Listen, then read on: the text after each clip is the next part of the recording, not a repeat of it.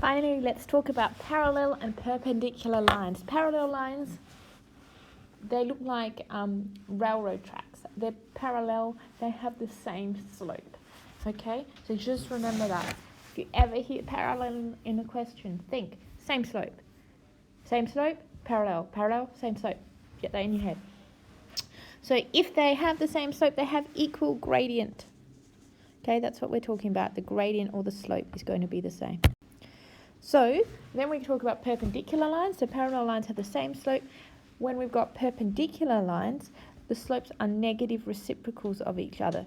So that means if one is, the slope of one is 3 on 2, the slope of the other is going to be negative 2 over 3. So to do a negative reciprocal, what you do is you flip the fraction and then you change the sign from a positive to a negative. So for example, we've got 3 over 2 here. If it's got a line that's perpendicular to it, the slope of that would be 2 over 3, but it would be negative 2 over 3. So you flip it, change the sign. Okay, flip, change, sign.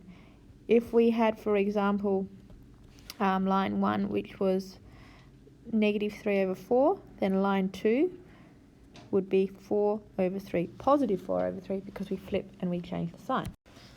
So find t, given that the points 3, 4, negative 2, 3, A1 and 4, 2 are parallel. If they're parallel, we know that therefore they have the same slope, so that the slope between those 2 points and the slopes between those 2 points are going to be exactly the same. Okay? So we're going to find the slope between those 2 points, and remember the slope formula is equal to y2 take y1 over x2 take x1. So what we can do is find the slope and equate them to each other. So let's do that. Let's find the slope between 3, 4 and negative 2 over 3 and equate that to the other slope. So I'm going to put an equal sign. So if I do the slope of this one, I'm going to do 3 minus 4 over negative 2 minus 3. So if you're not sure what I did there, y2 take y1 over x2 take x1. And I'm going to equate that to the slope from the other side. So I'm going to do y2 take 1, so 2 minus 1 over x2 minus x1. So x2 is 4. Oh, that's not a highlighter. x2 is 4. And if I minus x1, x1 is a. Rightio. So it's going to be 4 minus a. So then let's simplify that. It says find t, and then I put a in the coordinates, so just change that to find a, not find t. Find a. Okay, so 3 take 4 is negative 1, negative 2 take 3 is negative 5, 2 take 1 is 1, 4 take a is just 4 take a. They're not like terms, so do not simplify that. So you get 1 over 5 equals 1 over 4 take a. Then we're going to cross multiply. We're going to get 4 take a times 1, so just leave it. 5 times 1, which is just 5. And then we're going to rearrange to get a on its own. So we're going to take 4 from both sides. You don't have to write the take 4. But if it helps, do it. So negative a equals 1, and therefore a equals negative 1. Okay? So that's not actually finding the equation of a line. That's just finding an unknown using the fact that you know some points are parallel. Okay, now we're getting to finding an equation of a line that's parallel.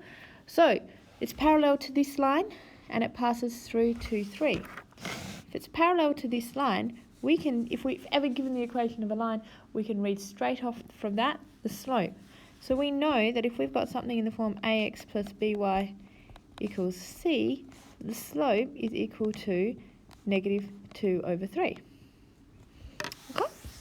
So if our slope is equal to negative 2 over 3, our slope is equal to negative a over b. So in this case, because we've got 2x plus 3y equals 6, our a is equal to 2 and our b is equal to 3, so the slope must equal negative 2 over 3. And now that we've found the slope, we can just use that to find the equation of the line.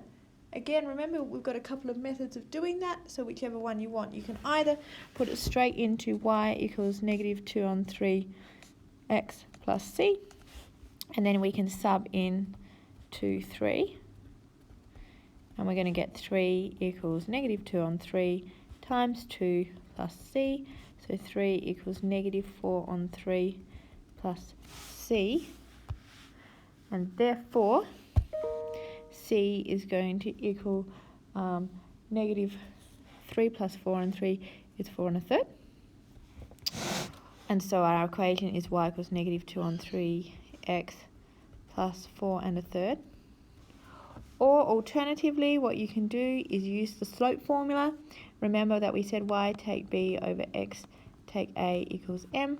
So we can go y take b, where b is the y coordinate, so y take 3, over x take 2 is going to equal negative 2 over 3. And we can rearrange that. So go cross multiply. And go 3 times y take 3 equals negative 2 times x take 2. Then we can expand. 3y take 9 equals negative 2x plus 4. 3y equals negative 2x plus 13 if we add 9 to both sides.